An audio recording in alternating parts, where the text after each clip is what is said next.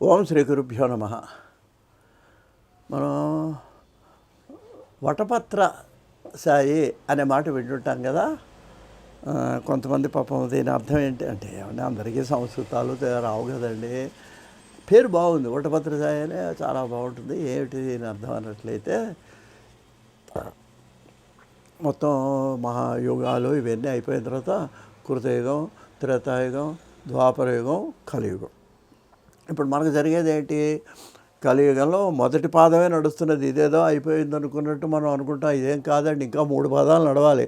అప్పుడేమైందండి, కలి అంటే పాపం పడిపోయిందని. ఏం పాపం పడటం లేదు, ఏమీ లేదండి.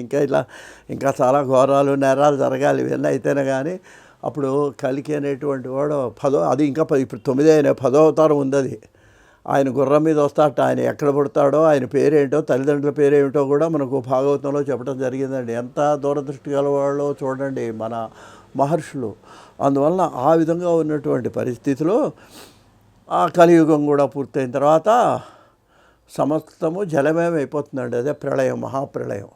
ఆ మహాప్రళయం అయినప్పుడు అప్పుడు ఆయన ఒక మర్రి ఆకు మీద అండి, వటపత్రం అంటే వటవృక్షం అంటే మర్రి చెట్టు అనమాట అండి.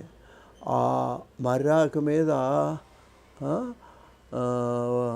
ఆయన ఏం చేస్తాడంటే చిన్న పిల్లవాడి యొక్క రూపంలో పడుకొని కాలి బొటను వేలు నోట్లో పెట్టుకొని చిగుతూ పడుకుంటాటండి శ్రీ మహావిష్ణువు. ఈ సమస్త లోకాలు ఇవన్నీ కూడా ఆయన బొజ్జలో చిన్న చిన్న సూక్ష్మ రూపాలతో ఉంటాయట. అలా ఉన్నటువంటి స్వరూపాన్ని మనకు కొన్ని ఫోటోల్లో కూడా దొరుకుతుంటాయండి.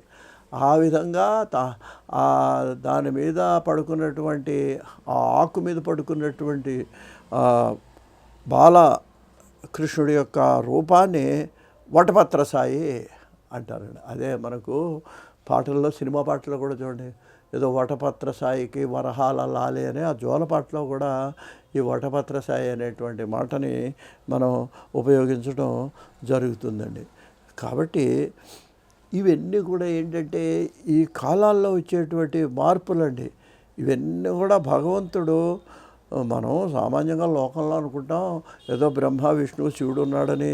బ్రహ్మ సృష్టికర్త, ఇదేంటి విష్ణువు రక్షిస్తాడు, శివుడు, అన్నిటికి కూడా ఒకటే రూపం అండి. ఆయనే పరబ్రహ్మస్వరూపం.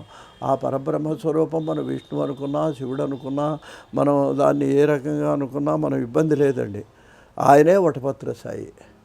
ఆయన మళ్ళీ అది అయిన తర్వాత మళ్ళీ పునఃసృష్టి, మళ్ళీ కృతయుగంలో మళ్ళీ బ్రహ్మదేవుడు ఆయన నాభిలోంచి పద్మలో రావడం అంతా ఆయనకి జలమై ఏంటండి. అప్పుడు అంతా ఇది దేవి భాగవతంలో వర్ణిస్తారండి. ఈ సృష్టి ప్రారంభం ఎలా జరిగిందనే దేవి భాగవతంలో చాలా స్పష్టంగా వర్ణించారండి మొదటి అధ్యాయంలో.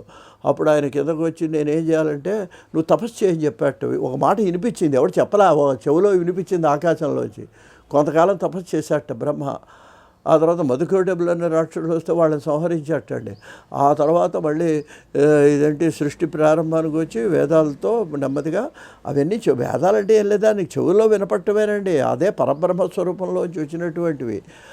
ఆ విధంగా సృష్టి ప్రారంభమైంది అని మనకు పురాణాల్లో చెప్పడం జరిగింది. కాబట్టి అటువంటి ఆ బాలకృష్ణుడి యొక్క రూపాన్ని వటపత్ర సాయి అని మన పెద్దవాళ్ళు చెప్తుంటారు. స్వస్తి.